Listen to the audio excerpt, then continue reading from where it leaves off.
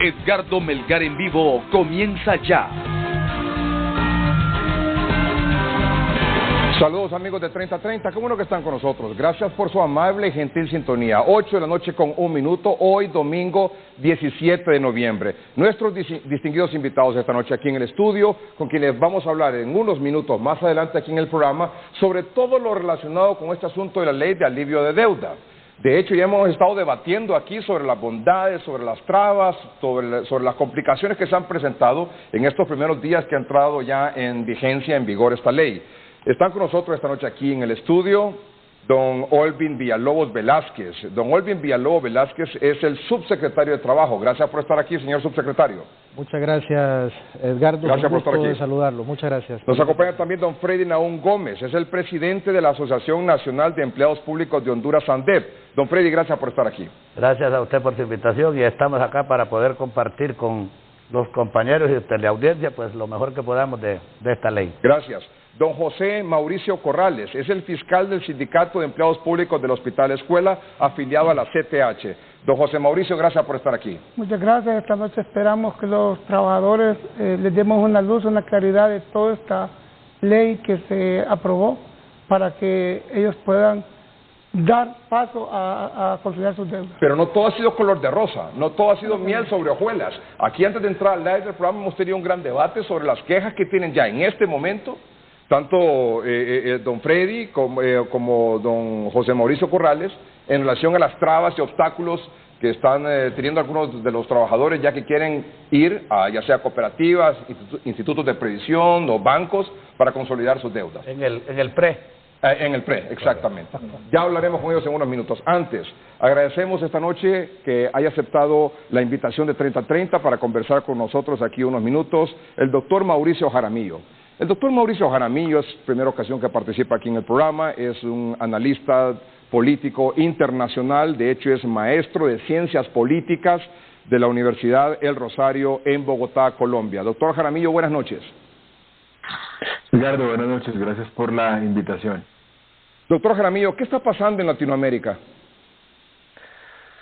Bueno, pues lo que vemos básicamente es gente en su mayoría joven que ha salido a reclamar yo creo que como tres grandes contextos.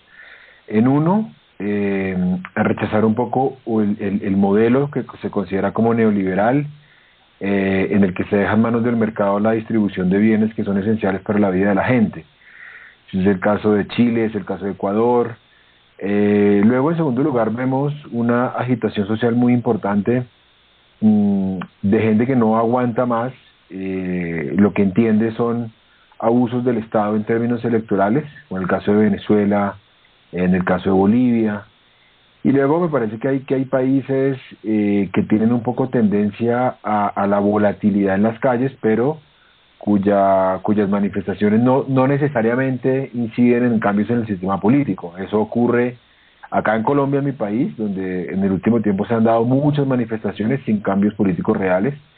Y un país, digamos, del que no se habla mucho a veces en los medios de comunicación, que es Haití, que lleva básicamente un año de enormes protestas sin que uno vea necesariamente cambios en el sistema político.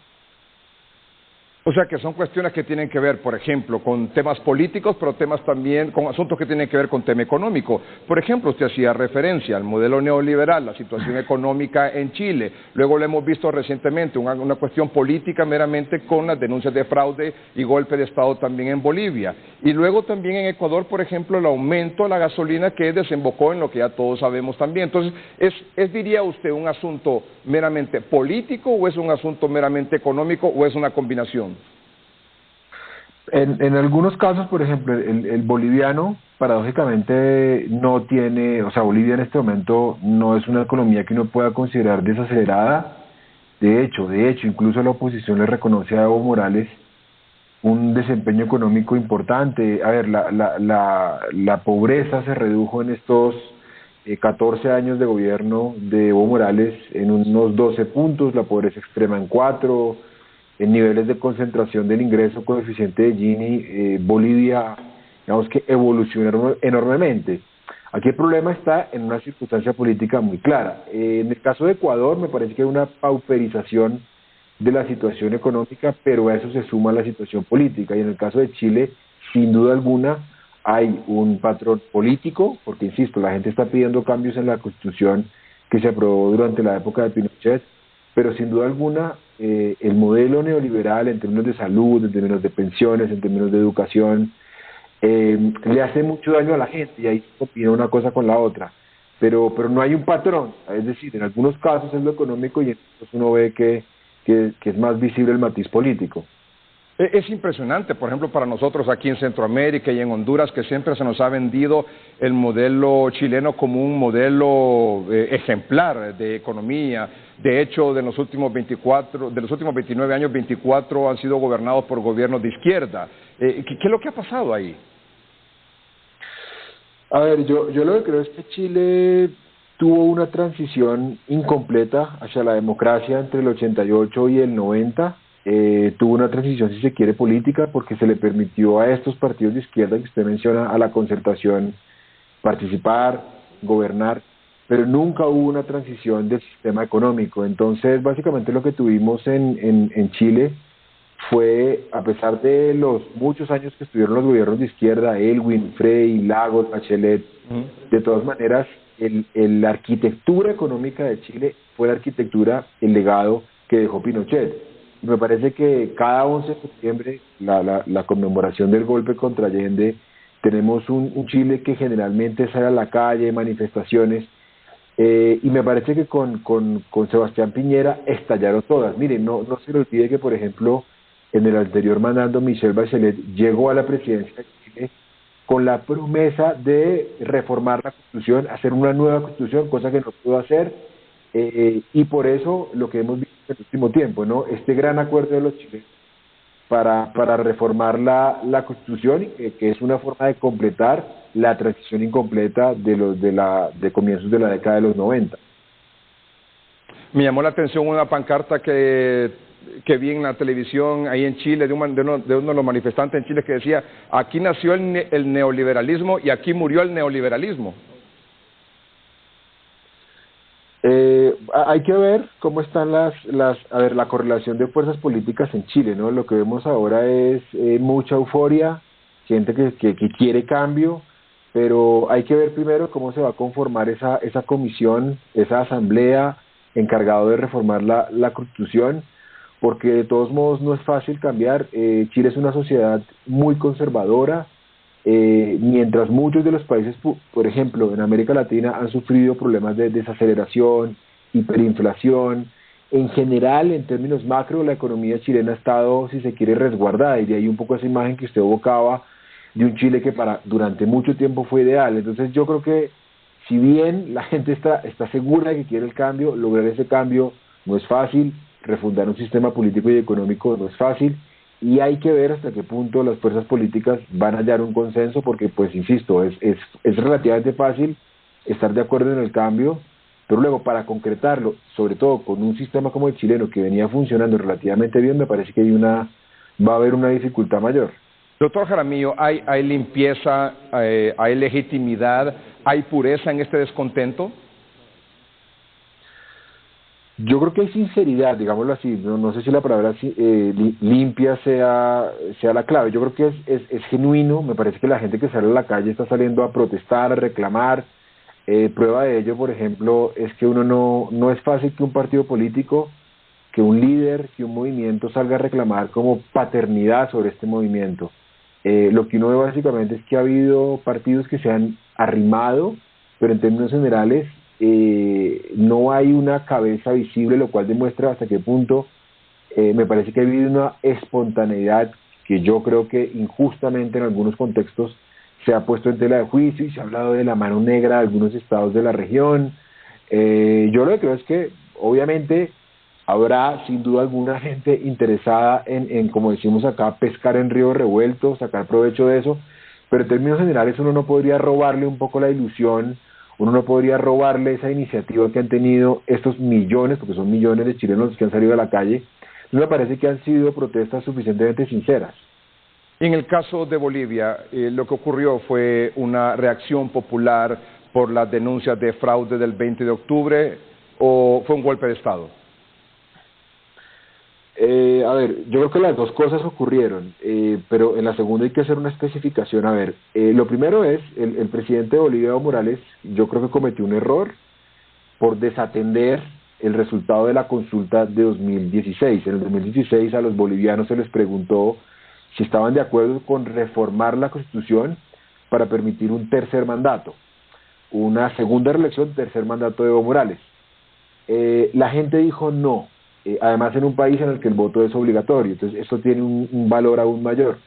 Evo Morales insistió, fue a la Corte Constitucional o al Tribunal Constitucional, quien, le terminó dando la razón para llegar a esta elección. Entonces llegó a esta elección de una manera muy forzada.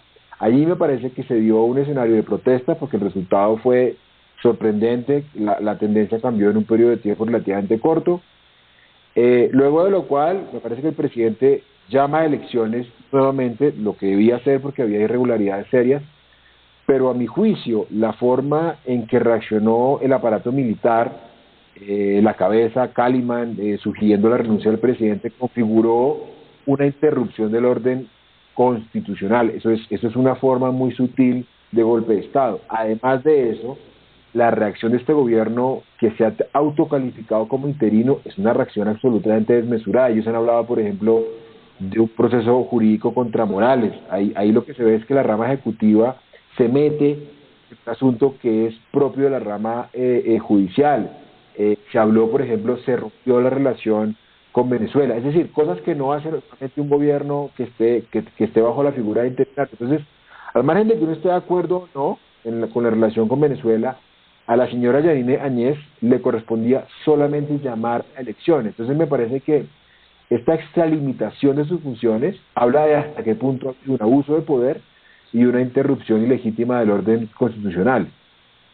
Con lo que hemos visto en Ecuador, en Bolivia, en Chile, en Perú, este retorno un poco, este giro a la izquierda en Argentina, con la vicepresidenta ahora la señora Kirchner y el presidente Fernández, este es un asunto, y todos estos problemas, esta convulsión que hemos estado, a la cual estamos asistiendo ahora mismo, ¿es un asunto que tiene que ver con izquierdas o derechas?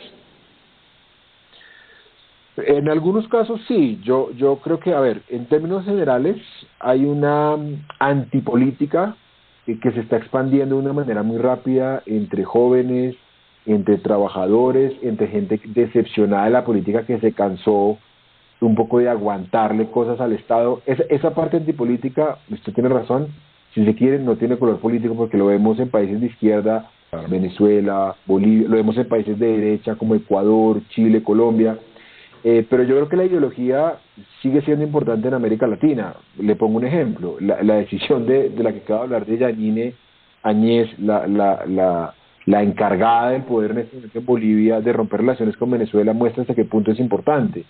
Que Colombia, por ejemplo, Colombia fue de los países que dijo que reconocía a esta señora como presidenta, eso habla de hasta qué punto las relaciones entre los países todavía se mueven por la ideología.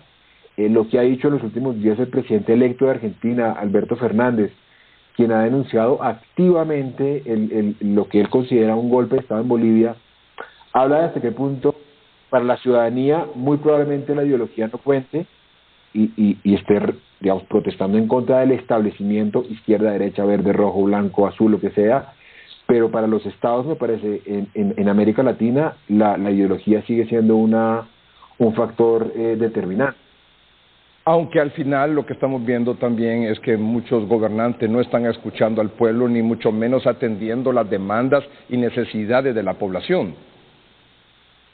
Sí, yo coincido con eso. Mire, y tanto izquierda como derecha me parece que se han equivocado. Hay una desconexión, pienso yo, con los trabajadores, hay una desconexión con la gente joven, hay una desconexión con las mujeres, con los campesinos, hay reivindicaciones que simplemente los estados deciden ignorar. Yo creo que lo que está ocurriendo en Chile, por ejemplo, manifestaciones que derivan en un presidente que pide perdón, que recula, probablemente en un proceso de refundación, hablan y probablemente marcan la pauta de lo que los estados tendrán y estarán obligados a hacer. Y obviamente el caso más dramático, a mi juicio, que es el de Venezuela, muestra lo costoso que puede ser para todo el mundo que los estados, digamos, se enterquen, se cierren y no respondan a las demandas ciudadanas. ¿Cree usted que los partidos políticos, particular o especialmente en los tradicionales, hay una crisis de partidos políticos, de falta de confianza, de falta de credibilidad, de falta de liderazgo? Yo pienso que sí, hay partidos políticos. Ahora, la crisis de los partidos me parece que ocurrió hace 15, 18 o 20 años cuando estaban llegando al poder Hugo Chávez, Da Silva, Rafael Correa, el propio Manuel Zelaya, acá en Colombia Gustavo Petro, cuando pues como candidato alcanzó un número de votos representativo, Fernando Lugo en Paraguay. Ahí uno veía, por ejemplo, la crisis en general de partidos conservadores. En Bolivia, por ejemplo, los tradicionales MIR, MNR, la llegada de Ollanta, por ejemplo, Humala en el Perú hablaba de la crisis del APRA. Hoy me parece que estamos viviendo la crisis de muchas de las plataformas políticas que hace 20 años atrás se mostraban como alternativas. Me parece que es muy diciente lo que está pasando en Bolivia, lo que está pasando en Ecuador, lo que está pasando en Bolivia, por ejemplo. Entonces hoy yo creo que en el pasado reciente está esa crisis de los partidos que usted menciona, pero en el presente más importante está la crisis y el fracaso de algunas de esas alternativas políticas. Y el problema se puede agudizar en el sentido que tenemos gobernantes que son impopulares, pero al mismo tiempo tenemos líderes de la oposición impopulares, por lo cual llega un momento en que uno ya no sabe para dónde voltear a ver. Sí, yo creo que de todos modos, por lo menos cuando hay democracia, siempre hay alternativas. Es cierto que la gente muchas veces en medio del hastío no sabe muy bien para dónde ver, sí. Entonces hoy todos los partidos políticos se muestran como alternativos, pero siempre me parece, creo que la política, cuando hay democracia, insisto, y pluralidad, tiene el deber de reinventarse. Siempre hay personas nuevas. Yo creo que un poco, para poner el ejemplo boliviano, el gran error de Evo Morales, porque era un país que funcionaba bien desde el punto de vista económico, se da por no haber delegado a una persona más joven, por no haberse dejado relevar en el seno de su partido político, el movimiento del socialismo.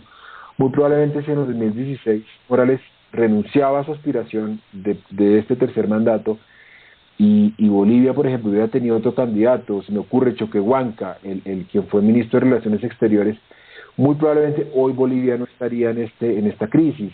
Si hubiera habido, por ejemplo, un relevo en el movimiento Quinta República, hoy PSUV venezolano, de pronto otra sería la historia de Venezuela.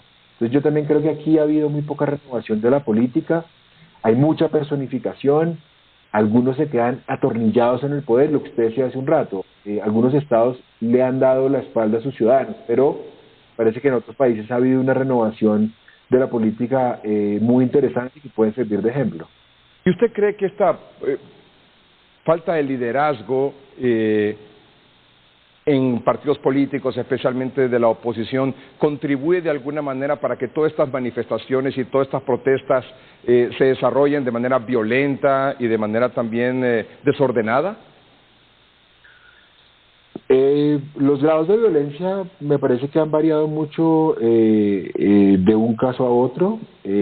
Los mayores picos de violencia los han alcanzado históricamente en los últimos años Nicaragua y Venezuela, y me parece que allí, por ejemplo, el número de muertos, a mi juicio, escandaloso para dos países que no están en guerra, se debe en buena medida a un evidente abuso de poder por parte del establecimiento.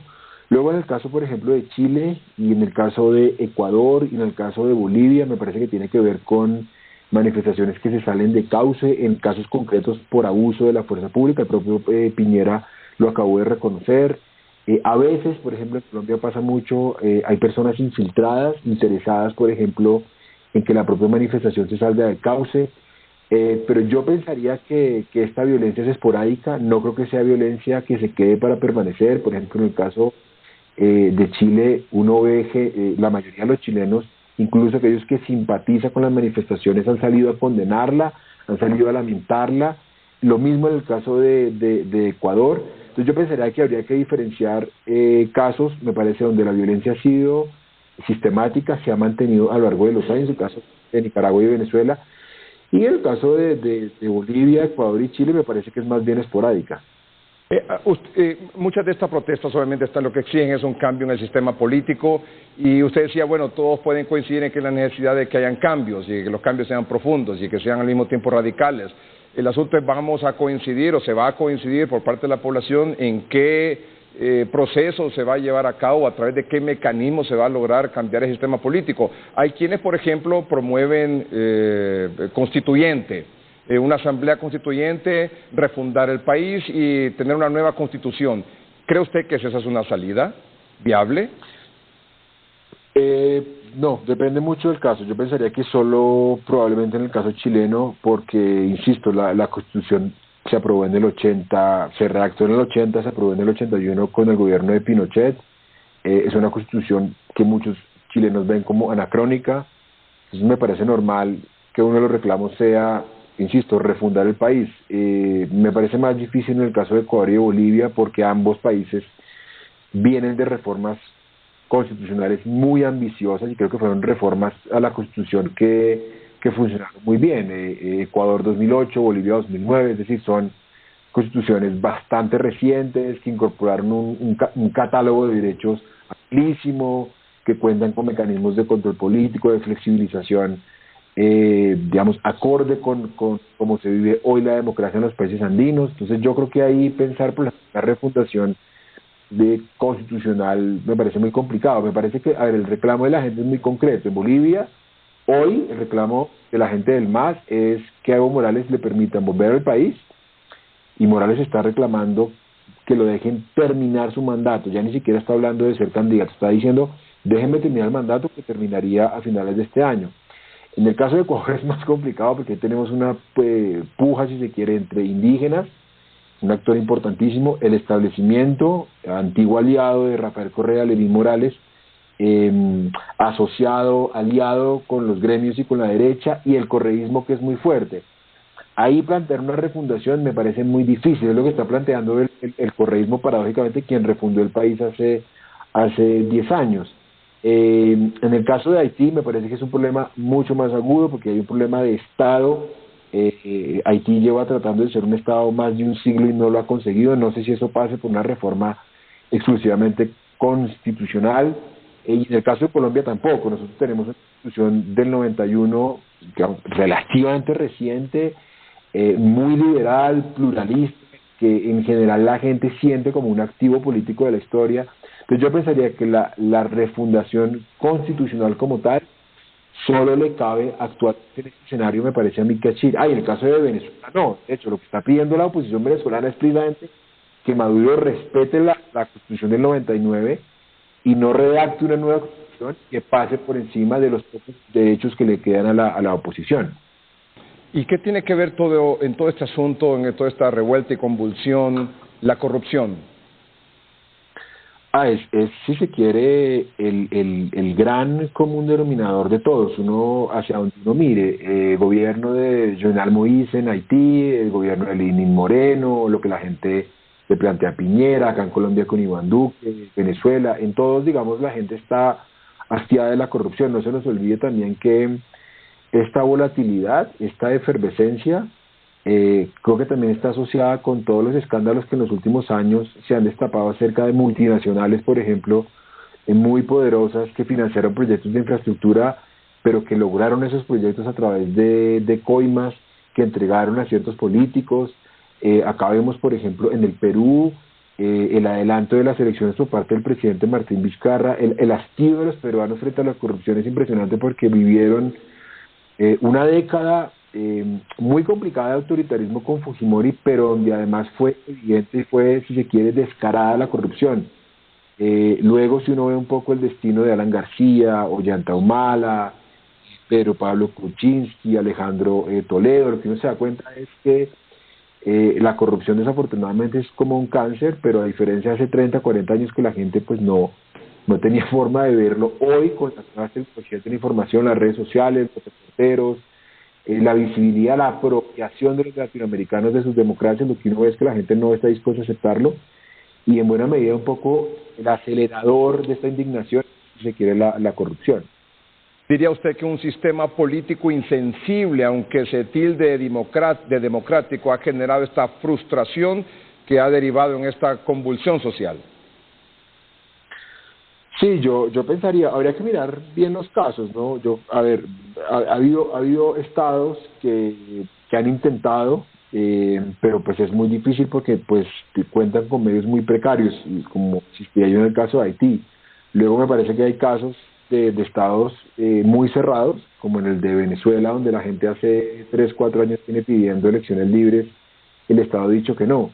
Lo de Chile me parece que es problemático, me parece que a Piñera le costó mucho, se demoró y costó la vida de decenas de chilenos, pero afortunadamente el presidente chileno conoció un poco la fuerza pública, la necesidad de una constitución. Entonces esa insensibilidad me parece que tiene grados métricos. Por ejemplo, en el Perú el presidente Vizcarra adelanta las elecciones precisamente para renovar un poco la política. Entonces me parece que hay estados un poco más sordos, más insensibles, y hay estados, si se quiere, un poco más abiertos y plurales. ¿Cuál diría usted que es la lección que nos está dejando todo esto y cuál es el mensaje para los políticos? Yo pensaría dos cosas. Yo creo que lo primero es la sociedad latinoamericana cambió en el último tiempo, cambió enormemente. En eso tiene mucho que ver el interés de los jóvenes en la política. Tiene que ver también un proceso de apropiación de los temas públicos por vía de nuevos medios de comunicación, nuevas tecnologías, redes sociales que hacen que la gente esté mucho más informada que hace 30, 40 años. Y me parece, en tercer lugar, lo que usted mencionaba un poco, yo creo que se agotaron los canales clásicos de participación política, de movimientos, partidos, y la gente quiere nuevas formas de participación. Me parece que eso, entender eso a los políticos les ha costado mucho, y me parece que esto es una gran lección para que los políticos se pongan en sintonía con la gente. Doctor Mauricio Jaramillo, ese es el titular. O sea, llegó el momento de que los políticos con las necesidades de la gente. Yo pensaría que es eso, porque llevamos muchas décadas de enfrentarse con muros, con oídos sordos, con gente que no está conectada, y eso, cuando usted ve, por ejemplo, la profusión del populismo, también se explica en buena medida porque la gente se cansó de que hubiera tanta distancia entre los políticos y sus necesidades. Doctor Jaramillo, le agradezco mucho que haya aceptado conversar esta noche con 3030. Fue un verdadero placer. Gracias a ustedes por la invitación. Feliz noche. Gracias, igualmente. El doctor Mauricio Jaramillo es analista político internacional, es maestro de Ciencias Políticas de la Universidad del Rosario en Bogotá, Colombia, y hemos tenido oportunidad de conversar con él esta noche aquí, y estoy seguro que no será la primera de las oportunidades que vamos a poder entrevistarlo, sin duda alguna, en este momento político que no solo vive Latinoamérica, sino que también, por supuesto, Centroamérica, y con este proceso electoral que eventualmente va a empezar a tomar fuerza aquí en nuestro país a partir del próximo año. Vamos a un corte comercial. Cuando regresemos, como les anuncié aquí al inicio del programa, están con nosotros el viceministro de Trabajo, don Olvin Villalobos, el presidente de la Asociación Nacional de Empleados Públicos, don Freddy Naún Gómez, y don José Mauricio Corrales, fiscal del Sindicato de Trabajadores de Empleados Públicos del Hospital Escuela. Solo una pregunta, y ustedes me dicen, por experiencia de estos primeros días, de estas primeras horas de que ya entró en vigencia la ley y que ya hay un reglamento, dígame, don José Mauricio Corrales, ¿todo es miel sobre hojuelas, sí o no? No.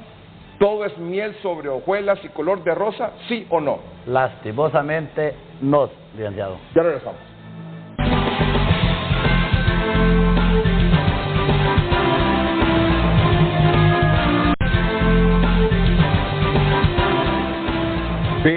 Fíjense ustedes, por ejemplo, bueno, estamos en vivo, 8 de la noche con 33 minutos.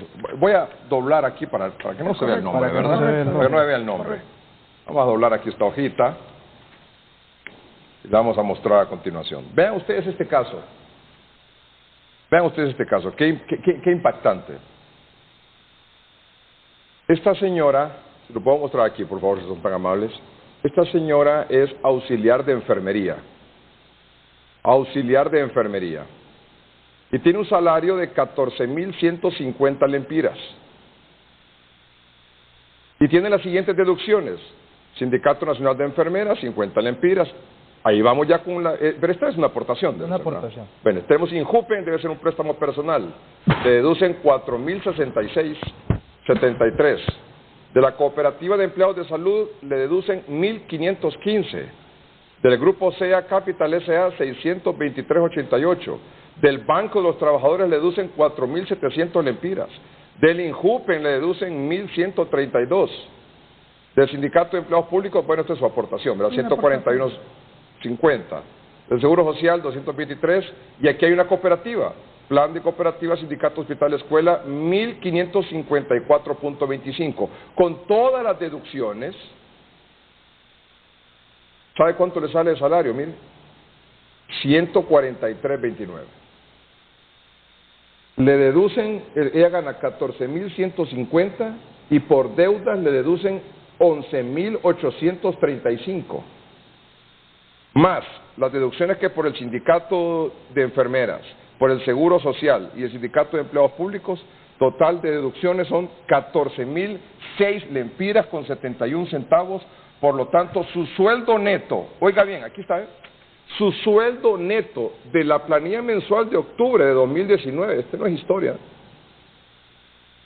143.29. ¿Cuántos casos hay aquí así?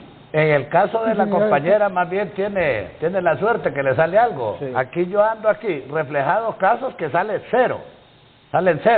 Entonces, mire, esta es un fantasma que parece mentira, pero es una realidad, y esto lo mira usted en casos en todo, tanto del sector público como del sector privado. Hay casos que las jefaturas de recursos humanos, por no dejarlos en cero, porque si los dejan en cero no le van a efectuar pago, le quitan un poquito de la cota 7 lempiras y le ponen 7 lempiras para que no salga del sistema. Esa es la realidad de los trabajadores. En general, el 30% de los trabajadores... Que hay gente que cree que esto es cuento. No es cuento. Es la realidad, Edgardo, es la realidad de nuestros trabajadores a nivel nacional. Esto es público y privado, ¿eh? Justamente... Digo, una circunstancia de estas es para los empleados también del sector privado, ¿o no? Sin lugar a dudas, claro, la ley está diseñada... En más o menor cuantía, pero la situación es la misma de deuda. Es correcto. Este señor le dan 143.29 de un salario de 14.150. ¿Qué podrá vivir una persona con hijos que tiene que pagar escuela, o transporte? O sea, me imagino que ¿cómo sobrevive? Esposo o compañero de hogar debe tener otro salario para poder sobrevivir y pagar escuela, pagar en el caso de nosotros, comida. Es justamente la razón por la cual la ley nace. Correcto. Responsablemente, esta situación es una realidad. Nosotros hicimos un análisis con 25.000 trabajadores del sector público y encontramos que casi el 60% de toda esa masa está altamente endeudado. Y ojo, también ese mismo trabajo lo hicimos con los empleados del sector privado y encontramos que la tendencia era similar. He ahí la justificación del por qué nace esta ley. ¿Ley de alivio? De la deuda para los trabajadores. ¿Y en qué consiste esta ley? Esta es una pregunta que nos hacen cada vez que venimos a un foro de esta naturaleza. Oye, que se hacen nuestros amables televidentes. Correcto. ¿En qué consiste y quiénes son los beneficiados? Un trabajador que devenga un salario, independientemente si es del sector privado o es del sector público, es beneficiario de esta ley de alivio de la deuda. Un trabajador, independientemente su condición crediticia en la central de riesgos, que este es un elemento muy importante, hay muchos trabajadores que están altamente endeudados y no encuentran una salida a su problema porque tienen un mal récord crediticio con sus créditos. Esta ley le faculta que un trabajador pueda tomar todas las deudas que tiene, ya sea en un banco, en una cooperativa, en una casa comercial, o si usted tiene un crédito con un agiotista y lo logra documentar, puede consolidar su deuda en una sola. ¿Indistintamente del valor que sea de la deuda? Independientemente del valor. ¿Puede ser 100.000 lempiras, 1.000.000 de lempiras? Con que lo documente y lo evidencie, es sujeto a análisis de un sistema de consolidación de deuda. Entonces va con esa documentación a un banco, a un instituto de previsión o a una cooperativa.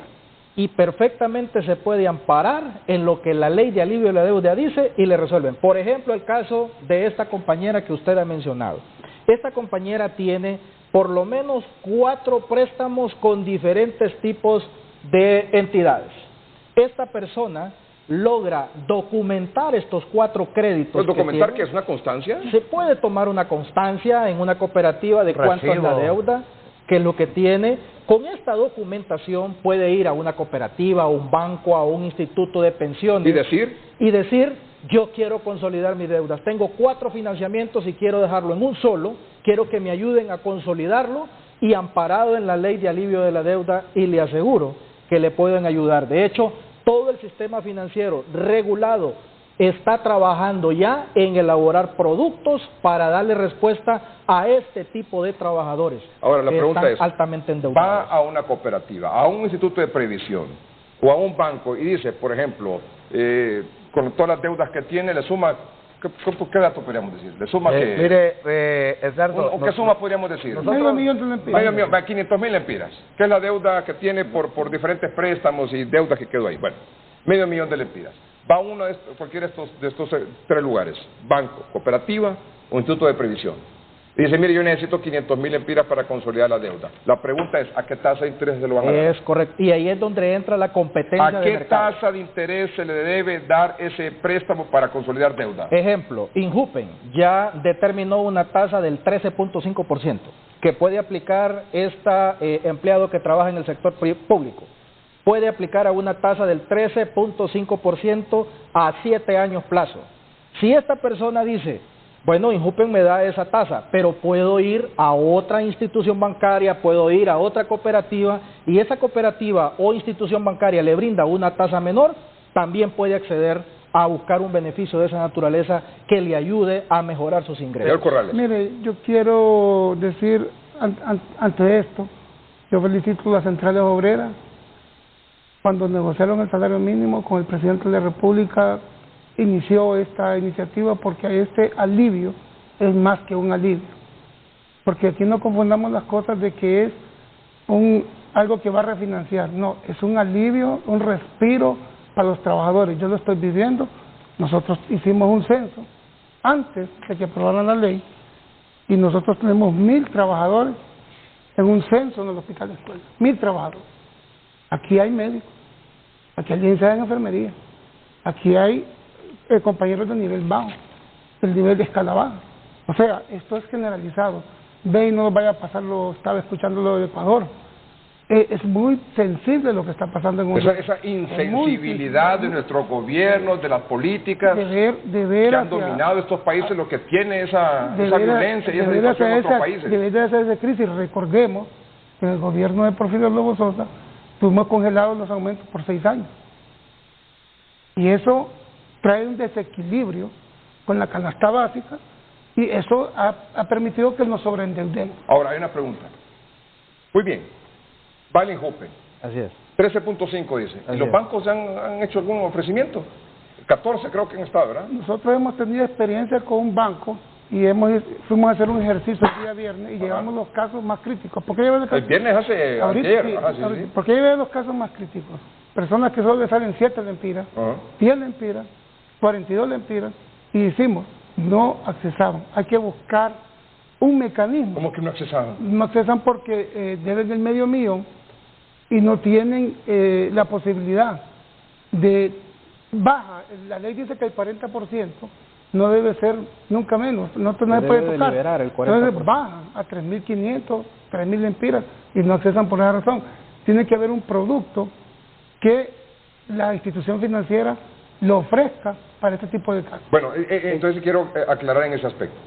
Si, por ejemplo, esta señora, que es el caso que hemos tomado aquí como ejemplo, le deducen 11.835 y las otras deducciones que tiene por pertenecer al sindicato de tal y tal y tal son 14.000 y ella gana 14.150, le quedan 143 lempiras. Consolidando la deuda, ¿ella va a pagar 11.835 y le va a quedar lo mismo? No, señor, mire, quisiera pedirle un espacio, mire. No, pero contésteme esa pregunta. Le va a subir el neto. La ley dice que el 30 o 40%, el espíritu de la ley, la iniciativa del presidente es que los trabajadores tengamos esa oxigenación de un 30 o 40% del salario mensual. ¿Qué implica? La sumatoria de esta compañera puede llegar, si las deducciones están a 11.000 y algo, sí, puede hacer que esta señora tenga una deuda de 400, 500.000 lempiras. Sí. Entonces, la intención del presidente al hacer, como decía el ministro, esta observación consiste en que esta persona pueda accesar a tener primero una tasa de interés más baja, que en este momento, lo decía el ministro y lo comprende la ley, tiene varias opciones. No porque un instituto de previsión tasó en 13.5 la tasa de interés, quiere decir que los empleados estamos obligados a eso. Eso es lo bondadoso de esta ley, y quiero decirle que como representante de los empleados de la Asociación Nacional de Empleados Públicos, respaldamos esta iniciativa del presidente. ¿Por qué? Aquí se han hecho estudios, y usted sabe, Edgardo, en este país se hacen estudios y las leyes quedan en papel mojado. Esto de que, mire, las centrales obreras vienen peleando por esto, ¿desde cuándo? Pero había necesidad que llegara un presidente con conciencia, un presidente que pensara en la mayoría de los pobres. En este momento nosotros como Asociación de Empleados Públicos decidimos respaldar al presidente. ¿Por qué? Porque no estaba pensando en el sector público, está pensando en más de 1 millón de trabajadores que directamente vamos a recibir el beneficio. Mire, y esta cuestión se aprobó en el Congreso también. Correcto. Y también todos los partidos políticos estuvieron a favor. Mire, nosotros también es importante regarle maíz a todo el mundo.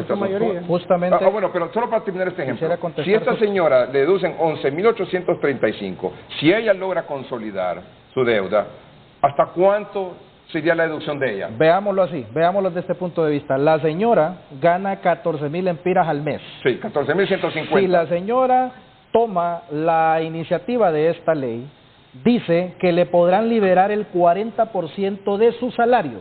¿Qué significa? Que esta señora podrá consolidar sus deudas y que le quede por lo menos 5.000 empiras libres, de lo que hoy solo le quedan 140 lempiras. Un ejemplo claro ese es el asunto. De realidad, o sea, de lo que ella está recibiendo, o que recibió ahora en octubre, 143.29 de 14.150, esta señora ya resolviéndole a través de esta ley, ¿cuánto va a recibir? Podrá liberársele 5.000 empiras de su salario. O sea, el 40%. Nosotros seguimos un ejercicio en un banco el viernes con una compañera que solo le salen 42 lempiras.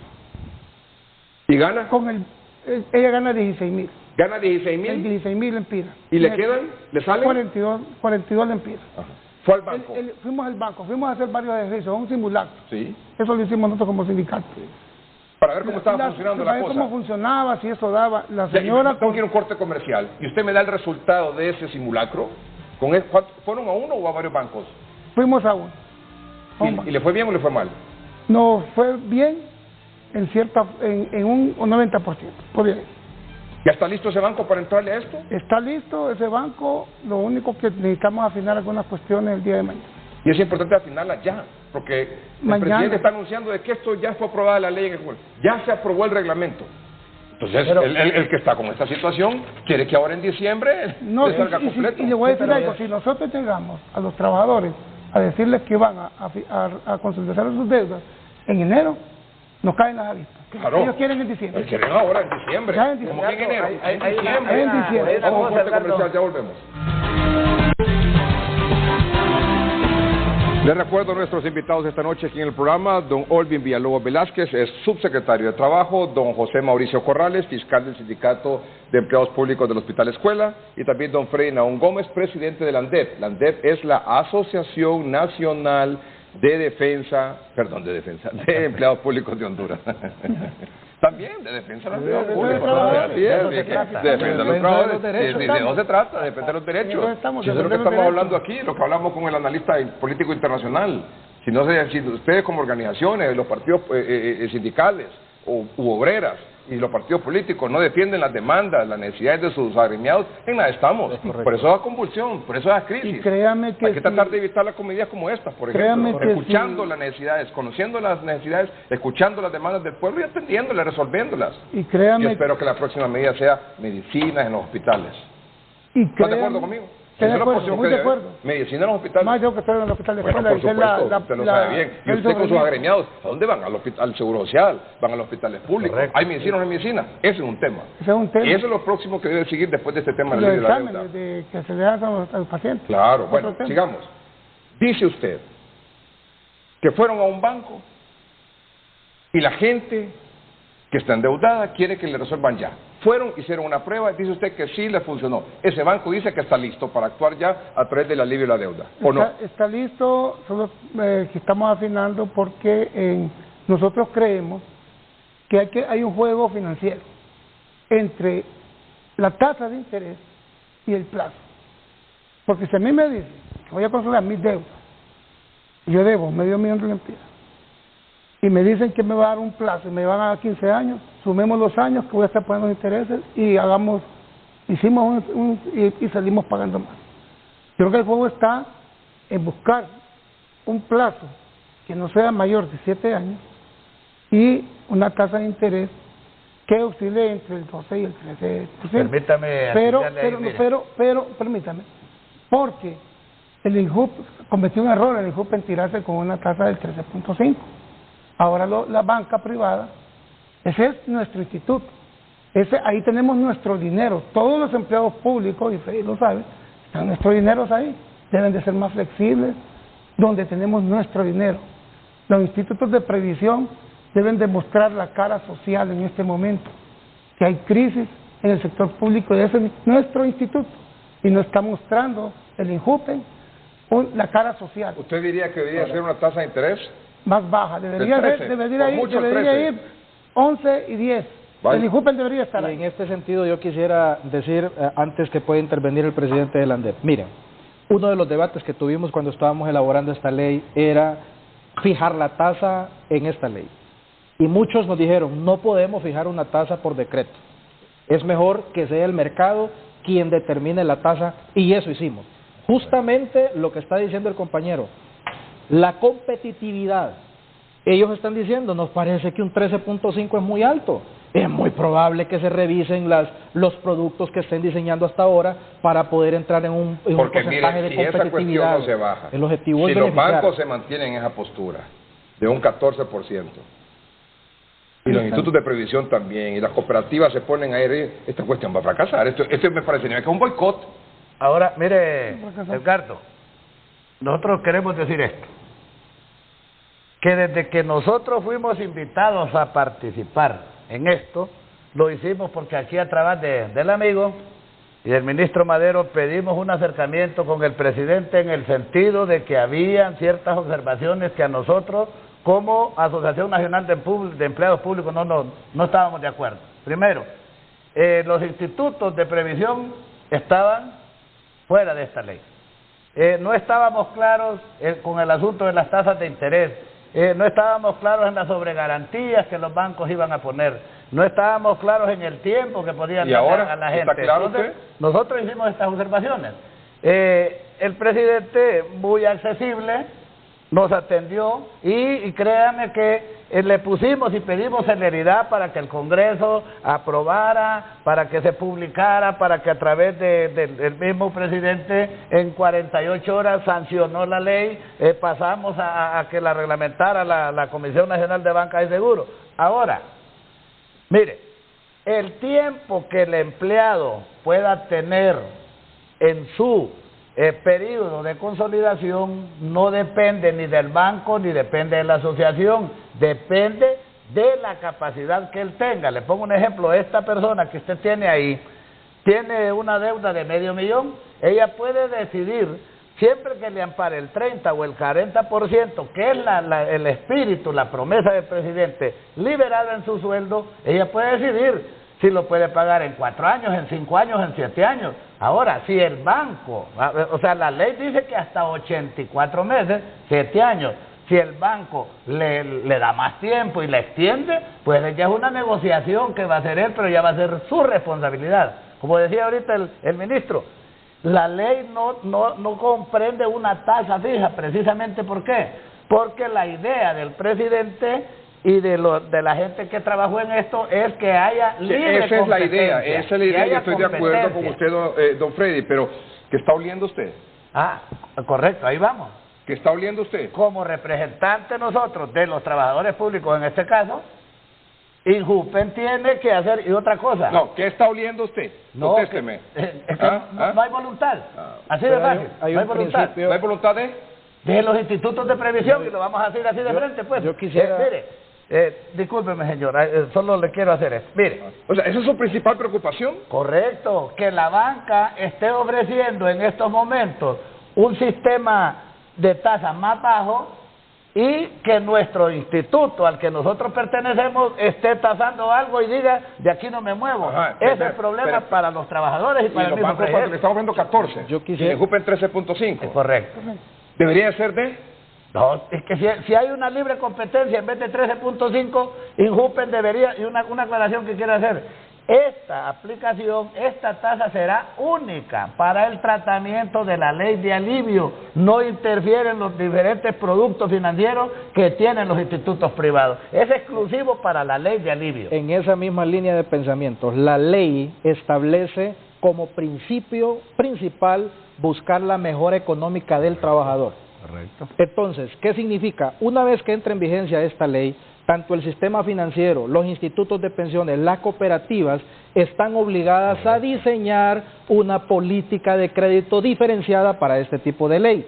Por lo tanto, están en el proceso del diseño de productos que pueden venir a ayudar a este tipo de esquemas. Usted está Y diciendo ejemplo, cuando entre en vigencia y no, no está en vigencia. no, perdón, la ley ya está en vigencia. El reglamento Y también. por lo tanto, ya empezó, por ejemplo, el instituto, el Injupen, y dijo, hay un producto aquí con una tasa del 13.5%. Por allá salió una cooperativa y dice, yo estoy diseñando un producto al 13%. Por allá hay otra institución bancaria que dice, estoy diseñando un producto con una tasa competitiva similar. ¿Qué es lo que significa? Que en el proceso, ahora mismo, está el sistema financiero diseñando productos y acotando políticas para dar respuesta a lo que indica la ley. De acuerdo. Pero esa respuesta, ¿cuándo va a ser? Ahora en diciembre, va a ser en enero, va a ser en febrero, va a ser en marzo. Nos están llevando al otro año. Yo lo quisiera digo hacer con- una y lo digo observación. con pesar, porque yo creí que iba a ser como aquello de la banca de valores la de Nueva York, ¿va? No, Que la tampoco banca se se puede. iba a mover, se iba a Tampoco mover. se puede y porque- los bancos no se mueven. No es cierto, Hay que- tampoco, hay que mire, irnos a buscar. queremos aclarar algo, mire, todo nuevo producto financiero lleva un proceso. Es correcto. Entonces, mire, Pero ¿hace cuánto están en esto, don ok, Freddy? mire, ¿Hace quiero cuánto aclarar están esto. en esto, don Mire, Freddy? no estaban listos y le recalco, nosotros hace unas 3 semanas hicimos observaciones, la ley estaba lista para aprobarse en su tercer y último debate, nosotros hicimos las observaciones. Dentro de la aprobación que se iba a hacer no estaban comprendidos lo que nosotros le sugerimos al presidente a lo que se le hicieran agregados, tuvimos que reunirnos. Ahora lo que quiero explicar es lo siguiente, Entonces, mire, ¿cuándo van a estar listos para que los que tengan este problema? deberían de estar listos. ¿Cuándo? Ya, la promesa del presidente Señor es... viceministro. Yo quiero decirles algo. La ley del libro de deuda fue publicada el 8 de noviembre. Correcto. El reglamento fue publicado el 11 de noviembre. Hoy estamos a 17. Por lo tanto, hay ya ofertas de institutos como el Injupen que dice, esto es mi producto, y nosotros esperamos que también el sistema financiero avance en el proceso de diseño de los mismos. Muchos ya nos están diciendo, estamos en el proceso para dar respuesta inmediata. ¿Se imagina lo que Acuérdense, implicaría para esta Pero- señora, pero por ojo, ejemplo, ojo con una que en vez cosa. de recibir 143 lempiras en diciembre reciba 5,000? ¿Qué pasa? Óigame, pero una cosa, ¿qué una pasa? cosa. Sería beneficioso. Hay algo que... Sería hay algo- beneficioso, mire, sin lugar a dudas.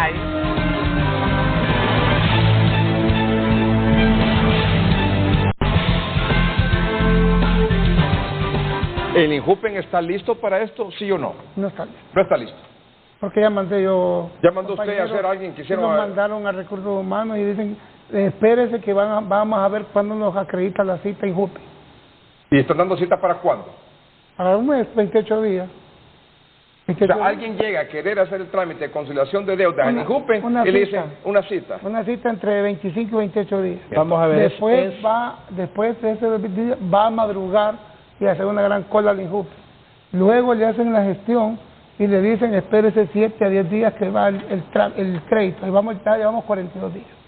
Ese proceso que ha narrado el compañero es un proceso en condiciones normales de Correcto. financiamiento. No llevan al día. Por lo tanto, ¿Cuándo mandó? El jueves. Vale. ahora, Ese proceso, repito, es un proceso en condiciones normales. Este tipo de modalidad de consolidación de deudas requiere de un sistema exclusivo para esto, totalmente trabajando 24 horas para que esto funcione. 24 horas al día, 7 días a la semana. Ya empezó enseñando un producto, ya tenemos un producto del 13.5%. La gente quiere que esto le resuelvan de inmediato. Ha generado demasiada esperanza eso. Mucha esperanza. Claro. Pero mire, yo quiero ser ahora le tenemos que decir aquí a nuestros televidentes que puedan ser beneficiados con esto. Que esperen. No. Quiero decir... No, que esperen que San Juan baje el dedo. No lo vamos a hacer porque nosotros como representantes de los trabajadores queremos decir esto. Usted va a asamblea el martes. ¿Qué le va a decir a los empleados públicos? Por decir algo. Es más, le voy a decir, nosotros ya estamos organizados y lo queremos decir. Aplaudimos y respaldamos la ley la propuesta del presidente, pero si esto no va a ser realidad como se prometió, nosotros no vamos a cargar con la carga. En este momento nosotros, si el sistema financiero privado está listo para atender a los empleados públicos y el Instituto de Previsión no tiene diseñada la plataforma para hacerlo, la gente va a seguir la promesa que le dice el presidente. Va a haber libre competencia y los trabajadores van a buscar la mejor opción. ¿Y cómo va a quedar el Instituto de Previsión como el Injupen, por ejemplo? Hay una salvedad que ¿Cómo va a quedar el Injupen ahí? Van a tener la aportación de nosotros para la demanda. Sus inversiones van aquí para abajo. Vamos a ver. Es evidente que estamos en una competitividad y todos tienen que ajustarse para ponerse a tono. Pero quiero decirle algo. La diferencia de esta ley es que esta ley no es una ley que fue construida de la noche a la mañana. Correcto. Es una ley que estuvo participando continuamente la IVA, las instituciones del sector privado, los trabajadores, las hicimos conjunto. También estuvo la Comisión Nacional de Bancos y Seguros, el Banco Central, estuvo Banprovi, estuvo la Secretaría de la Presidencia, estuvo la Secretaría de Trabajo, entre otras. Significa que entre todos identificamos la aplicación de una ley en el menor tiempo posible. Señores, llevamos 5 días después de haber publicado el reglamento, por lo tanto, está en proceso el diseño de productos diferenciados. Y repito, ya el Injupen dijo, tenemos una tasa del 13.5 y es un punto de partida que hay que tomarlo en consideración. Es muy probable que salgan otros bancos que puedan generar... Quiero hacerle una observación. El presidente, porque es el patrocinador y el que está actuando con sentido humano, es el impulsor de esto. Impulsó la ley. Ya terminamos el proceso, vaya, pongámosle así que ya se publicó y se reglamentó y todo. Ahora, la pregunta es, el Injupen tasó el 13.5%. Aquí hay competencia. La pregunta nuestra y la preocupación, Edgardo y el señor ministro, es, ¿qué va a pasar si nuestros compañeros ahorita, que ya estamos trabajando desde antes de que hiciera la reglamentación, ya tenemos los censos, ya tenemos los paquetes de los compañeros empleados que se van a acoger a esta ley de alivio? ¿Qué va a pasar si nosotros empezamos ya a pedir información para armar este paquete, para sacar el sumo y presentarnos a nuestro plan de consolidación? ¿Qué va a pasar si los institutos, no solo Injupen, los institutos de previsión no están listos ya para cumplir la promesa? Porque la gente esperó esto como un regalo de Navidad, como la noticia del año, lo que la gente quería. ¿Qué va a pasar? Me preocupa. ¿Qué va a pasar si los institutos de previsión no están listos para competir con la banca? Es evidente que los institutos tendrán que entrar en un proceso de competitividad y tendrán que diseñar a la brevedad posible un producto que dé respuesta. Si usted pregunta, ¿qué pasa si no están listos? Estamos en un mercado de competitividad donde probablemente el sistema financiero le va a dar respuesta. Probablemente la cooperativa lo va a hacer, pero también sabiendo de que esto es un negocio, los institutos tendrán que ponerse a tono y en ese sentido están, no solo por el mandato de la ley, sino también por instrucciones precisas del presidente que hay que ayudar y colaborar con este mecanismo lo más pronto posible y ellos están poniendo su parte. Yo quiero dar esa salvedad. Muy bien, don José Mauricio, rapidito, ya no tenemos tiempo. Al cooperativismo de Honduras, a la banca privada, que no le demos falsa esperanza a este pueblo. El presidente hizo esta ley, la promocionó, la aprobaron todos los diputados, representantes del pueblo. Hoy no los desmayemos porque la gente está esperando esa esperanza En diciembre quieren comer tamales.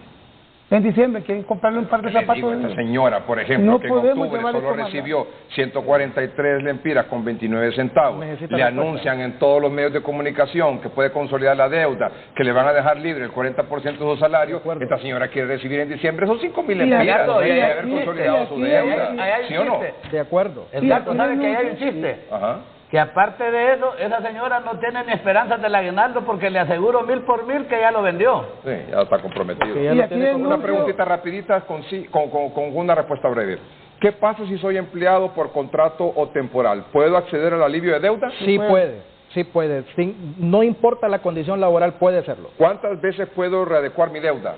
Puede hacerlo dependiendo su capacidad de pago. ¿Puedo readecuar la deuda de mi tarjeta de crédito? Sí lo puede hacer, la ley se lo permite. ¿Qué pasa si gano menos del salario mínimo? ¿Aplico? Sí aplica siempre y cuando pueda justificar la deuda que tiene ante una institución financiera. Si accedo al beneficio de alivio de deuda, ¿me saca de la central de riesgo? Automáticamente. Acuérdese que la central de riesgo no puede sacar a nadie porque la información en la central de riesgo, ya sea positivo o negativo, una persona está. Lo que le cambia es su récord crediticio. Solo es historial crediticio, nada Su más. historial crediticio queda ahí, pero si un trabajador tiene un crédito malo en otra institución y quiere consolidarlo con esta nueva, lo puede hacer y se convierte esa consideración en crédito bueno y de ahí en adelante vuelve a cosechar su historial crediticio de acuerdo al comportamiento de pago. Venimos a despedir el programa de esta noche.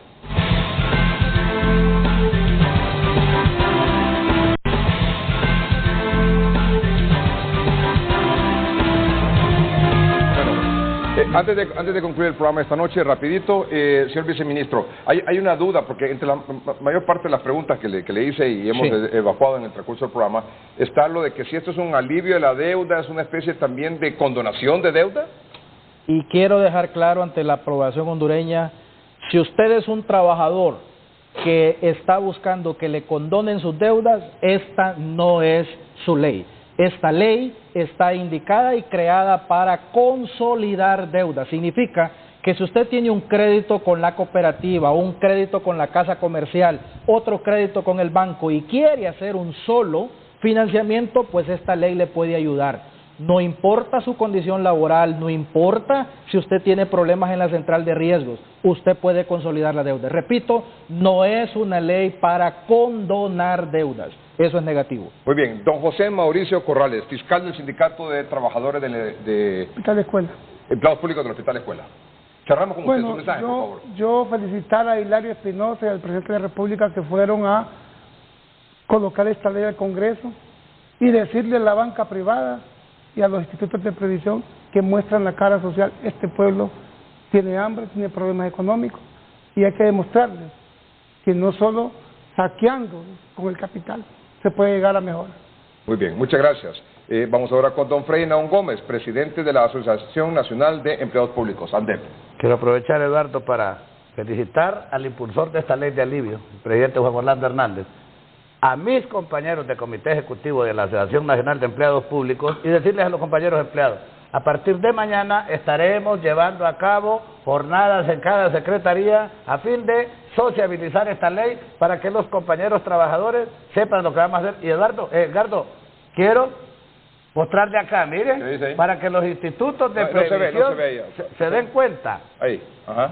Una cooperativa, vamos a dar el nombre, la ELGA, ya está promocionando dentro de su producto financiero la consolidación de deuda al 13% y le cubre hasta los 2 millones. Esperamos, señor presidente, se lo pido así en nombre de todos los trabajadores de Honduras, gracias por esta ley, pero esperamos que terminemos, que cerremos con broche de oro, que los institutos de previsión piensen en la competencia, antes de pensar en dinero, piensen en los trabajadores. Que todos, no solo los institutos de previsión, sino que piensen también los bancos, ¿verdad? Claro. Las cooperativas también, como el caso que mencionó. Muy bien, señor viceministro, su mensaje final.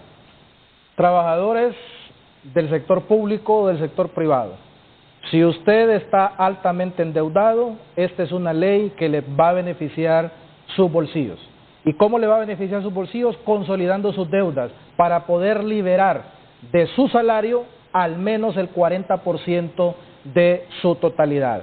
Esta es una iniciativa que, repito, impulsó el presidente Hernández, pero que en trabajo conjunto fue acompañado por el sector privado, sector trabajador, el sector del sistema financiero nacional y acompañado por la Comisión Nacional de Bancos y Seguros. Por lo tanto, es una ley que se puede aplicar y va a tener el impacto esperado.